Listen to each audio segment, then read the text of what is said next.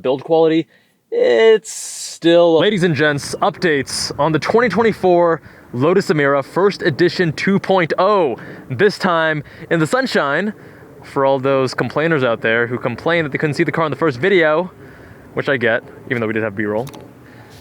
In its glory, Atlantis blue, yellow calipers, diamond cut wheels. You can also do full silver or full black. I think the diamond cut looks good. Normally I don't like diamond cut. Emira first edition badge right here for both the 1.0s and 2.0s. The first edition 2.0 was announced after the 1.0, and it came with a few additional colors such as this Atlantis blue. The Meridian blue is also a new color for the 2.0s, which is even darker. And that contrasts with the Seneca blue, which is the launch, the hero version of the car, which is a very light blue that I think is kind of trendy. It looks great right now. I'm not sure how timeless that blue is going to be, in my opinion. We're powered by a Toyota Supercharged V6 engine, which I think is the weak point of this car, which we'll get to a little bit later in the video. And goddamn, it is a looker. Took her to my first Cars and Coffee earlier this morning, and a lot of people were really curious. A lot of people love the styling. A lot of people seem to love the spec. But the cool thing is they have so much customizability to the spec. You can get exactly what you want. Now I optioned the Atlantis blue with the tan leather interior. A classic combo, of course, especially for a British sports car. I don't like their green. I know British Racing Green is the de facto for Lotus sports cars, but it's not quite a British Racing Green. It's a very dark green that looks almost black. I'm very happy with this. I was actually considering white leather, which also looks really nice. I was also considering the black Alcantara with yellow stitching, which would go nicely with the calipers. But given the use case and the vibe of the vehicle, I felt that this was going to work best. And thanks to a few friends who also weighed in on that, and they were all like, dude, go for the tan, go for the tan. I was like, yeah, I think so, but I just want to make sure. And anyways, that was the one detail I wasn't sure on. But other options, we have the sport suspension, which I think is very much the option you should do. Touring, I drove a manual touring here in Vegas on some city streets, not the most illuminating of how it actually drives. Oh, interesting. What is that? I'm gonna have to take care of that. But that touring, the front end was not nearly as sharp. It just didn't fit the character of the vehicle. Lotus does suspension right, and I think the sport suspension is not too harsh at all. I mean, if you're older, you have a bad back, you want something that's really cush and comfortable, I get it, but I think a lot of us are going for a sports car. We're going for the driving dynamics of Lotus. So they've definitely made this more mainstream versus something like the Evora. Evora's more hardcore. I actually think that's going to drive better than this, but more on that shortly. The interior. The interior, much better build quality, much better materials, much better, more modern design. Gotta love the exposed shifter linkage right there. There's also a USB-A right here, although I had my phone plugged in, wasn't charging, need to figure that out. And they have this tray, and you can actually snake a cable from here to the tray. I had my MagSafe, but it wasn't charging, so I'll try that later.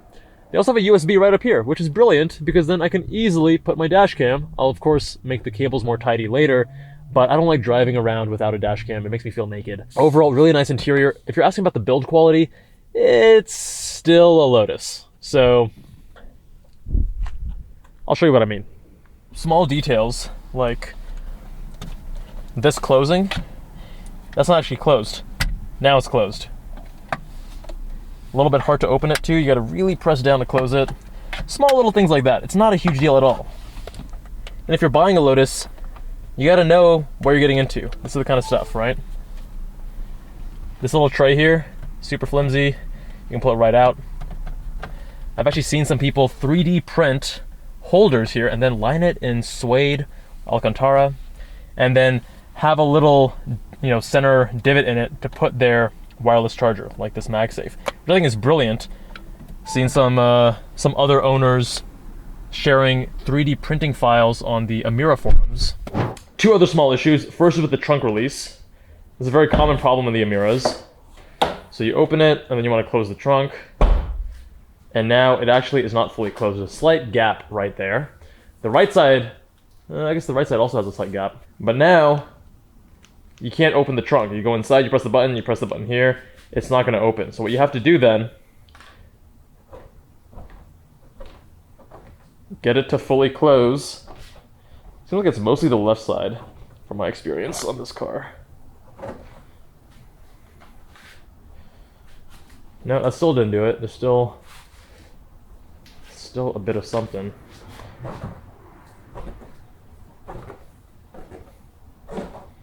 There we go. So I just have to press that left side. Now it opens again.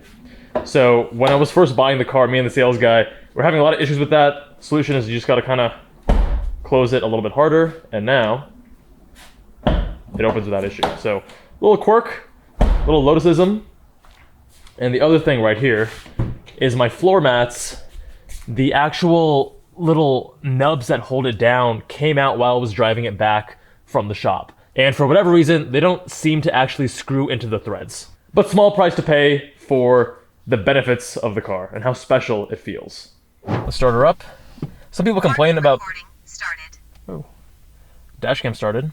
So some people complain about this, saying that, oh, you gotta use two hands because it doesn't stay up. Nah, dude, you just... Simple. Boom. I really like the interior. I'm not a huge fan of digital gauges. I think they did an okay job here. They did a good job. But I was just driving a 992 Carrera T yesterday. They have an infotainment screen. They have a center analog tack with two smaller screens on the side, and it's just beautifully done. And of course, the build quality there is super solid. Not that this is bad, but it's not, you know, it's still a Lotus, guys. So it's much, much better, but don't expect Porsche build quality. I was very concerned that I wasn't gonna get a good manual transmission because the first one I drove back in December of 2022, excellent manual transmission. I just kept shifting it. Then I drove two more. Well, one was an auto, one was a manual last year. And I was concerned because the manual there didn't feel nearly as good. I was like, either I'm misremembering or Lotus QC is not quite right. And I'm happy to say that this one has a good manual transmission. So hopefully all the owners' manual transmissions are great, like this one. But I'm chalking up that experience, that inconsistency, to just Lotus QC on a new pre-production vehicle. Actual driving position is excellent, sitting nice and low. Visibility in a mid-engine car is going to be reduced. You can see the actual throttle right there. Love that. As you drive around, you can see that move about. Infotainment is actually pretty quick. It's not bad at all. Touchscreen. I've only played around with it a little bit. One thing that I did like quite a bit is that the mirrors, if you guys recall, when I first drove it, I was saying, damn, it's like so bright, I wish I had the manual switch. But all three mirrors, they can actually dim, auto dimming. And you can set the level of auto dim, and I put it at dark, and it actually makes a huge difference. You can notice it quite a bit. Very happy with that. All three mirrors. I think a lot of cars generally have it on only one of the side views, and usually the center one you can't really adjust. So happy about that. The HVAC, I mean, oops, trying to go for the HVAC, I touched the drive modes, but HVAC, it's kind of like, I normally don't ever adjust the fan speed. I normally just go by the temperature and let the auto handle the fan speed as necessary. But here, I feel like maybe the thermometer is placed somewhere else because things seem a little bit miscalibrated. But again, I've only been driving this for a couple days. And of course, I'm being super nitpicky, just telling you guys unfiltered the ownership experience. I'm super happy with this car, very thrilled with it. And let's go for a little drive. Braking process is 1,000 miles. The first 600, got to keep it below 4,000 RPM and not push it too hard. Don't want to lug the engine either. And then after 600 miles, you can push it to redline. Briefly, occasionally, don't want to do it too often. And then after 1,000, you're good to go. So we will be tracking this vehicle. Yeah, I got to figure out this phone situation for now. I'm gonna put that here. I do really enjoy this transmission and the steering rack. Hydraulic steering rack, ton of feedback. Lotus always has immaculate steering, some of the best in the business. And for those who are wondering and asking, oh, why did you go Porsche? You have to figure out what you value in driving, right? Some people want the fastest car in a straight line, the most horsepower. There was a comment in the last video about, you know, only 400 horsepower for $105,000 is kind of steep. To which I'd say, you're missing the point. And also, look at the 911. You know, the 992 Carrera T I drove yesterday was $148,000 MSRP, makes 379 horsepower, right? So even less. That's really not the point here. The point is, to me, when it comes to Lotus, is the driver engagement and reward. The way the car feels, the chassis dynamics, the way it handles. That's actually a big part of why I chose this over the Cayman GTS 4.0, which has a much better engine. I've seen some reviewers say that the Emira has a more special engine than the Cayman GTS 4.0. I do not know where they're getting that from or why they think that. The 4.0 in the Cayman revs out to 9,000 RPM. The sound is incredible. The power delivery, the linearity, it's so on point. This is not a bad engine, don't get me wrong, but the biggest thing that kind of kills it is that the redline is less than 7,000. So when you are pushing it, like I did in the previous videos, the redline just sneaks up on you. The engine note isn't quite as intoxicating as that Cayman either. So yes, I am driving this like an old man for the first 600 miles. We're at 54 miles right now, barely driven it. These are very loose first impressions. Another thing is that the floor mats are really just on the ground surface. They don't curve up at all. And the place that you're resting your feet, there's no cover there. They're gonna get pretty dirty. So I need to figure out a better floor mat option.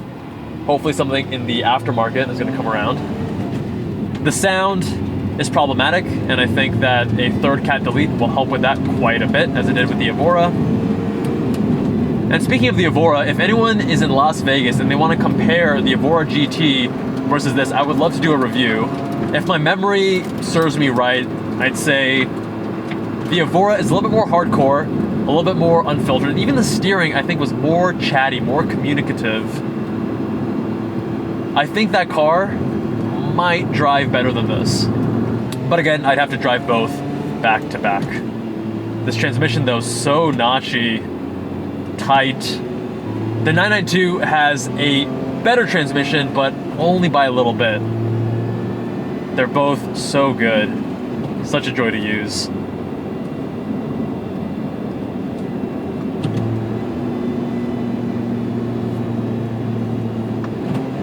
Also happy to say that the throttle response here is much improved over the Evora. With the Evora, even with the automatic, it was sometimes kind of funky.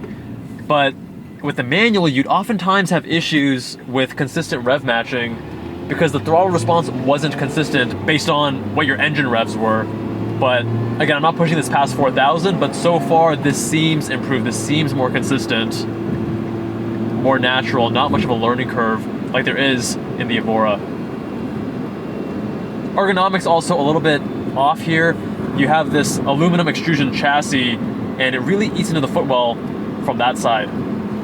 So as a result, your clutch is like right by the middle, maybe even slightly to the right. Looks like it's right by the middle of the steering wheel. Feet can feel a little bit cramped if you have larger feet. I wear size 13s though. If you're, smaller shoes, might not be as big of a deal. And this is the first time I've owned a flashy car. Prior to this, I drove a Toyota GR86. Prior to that, it was a Scion FRS. I guess the GR86 wasn't the Neptune blue, a brighter blue color, very similar to the Seneca blue actually. And this obviously gets a lot more attention. I feel like that's one thing I'm not used to. And earlier today, driving it to Cars and Coffee, there were a few interactions, mostly positive, but yeah, I'm not sure if I am. Getting to first sometimes is a bit clunky. There's a lot of resistance, and then you kind of have to go back again. That's happened several times, but over time, as you drive it more, as things get worn in, I'm hoping that that's going to be improved. See right there, no issue getting into first, but earlier we did. We have a few drive modes here, and listen to the exhaust. By the way, we record these videos in binaural audio. The mics are in my ear. So if you wear headphones, it's actually gonna be more immersive.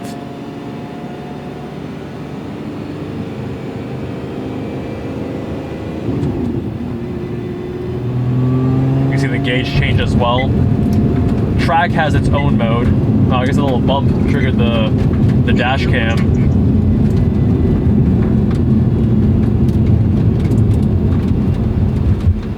Now in sport mode versus tour mode. And you can see how it changes from tour. The powertrain, exhaust, and stability are all most conservative modes. Into sport, the stability is still in the most conservative mode, but powertrain and exhaust are in their middle modes. And then in track, powertrain, exhaust, the sportiest modes, and stability is reduced, but you can still turn it off completely with that button on the side. One thing that's also kind of a bummer is here in track mode, you have your coolant temp, but I don't see oil temp anywhere. And I've gone through these different menus, and I'm not seeing anything, unfortunately, which is a huge bummer. And I'm hoping they can address that with a software update. That just seems like a massive oversight to me. Man, I gotta get this out on some proper roads, not these city grid streets. That'll be coming soon enough, so make sure you are subscribed. I'm gonna downshift rev match into third, and you can see. Ooh, isn't that satisfying? I love that.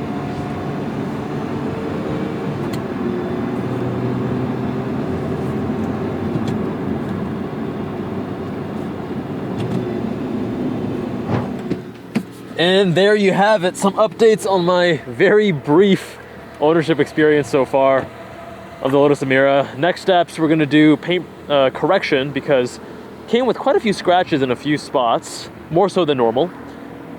And after that, I'm gonna do PPF. I haven't decided whether I'm gonna do the front only, which is around $2,000, $2-ish, or the whole car, which is around $6,000 to $6,500. I will be tracking the vehicle, so that comes into play. And I do think I'm gonna keep this car for at least a few years, which also changes the equation a little bit. And then need to get some tint done as well, ceramic tint, because the heat in Vegas is insane.